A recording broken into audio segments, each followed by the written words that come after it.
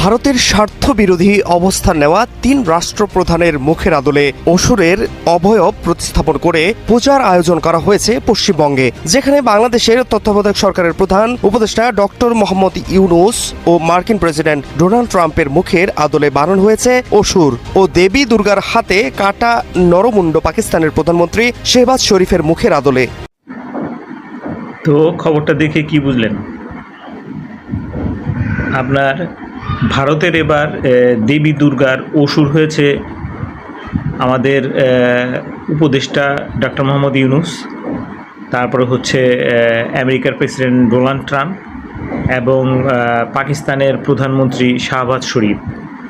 এই যে তাদেরকে অসুর দেখানো হয়েছে, মানে দেবী দুর্গা তাদের দমন করছেন, মানে একটা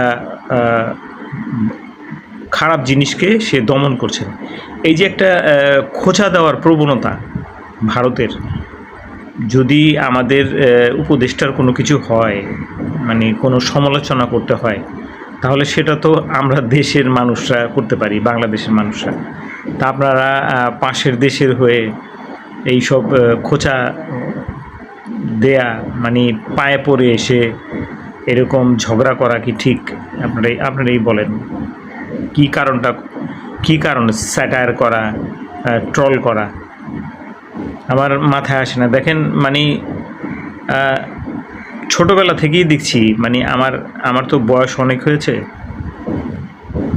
তো ছোটোবেলা থেকেই দেখছি যে ভারত আমাদের সাথে সুন্দর একটা সম্পর্ক রাখে না।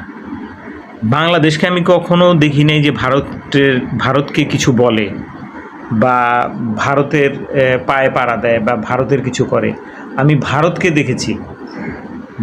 দেখেছি যে এরকম করে, মানে কেন যে করে, তারা যে কেন এটা করে।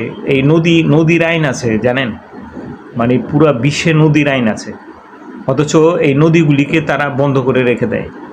200 কতটা জানি বাঁধ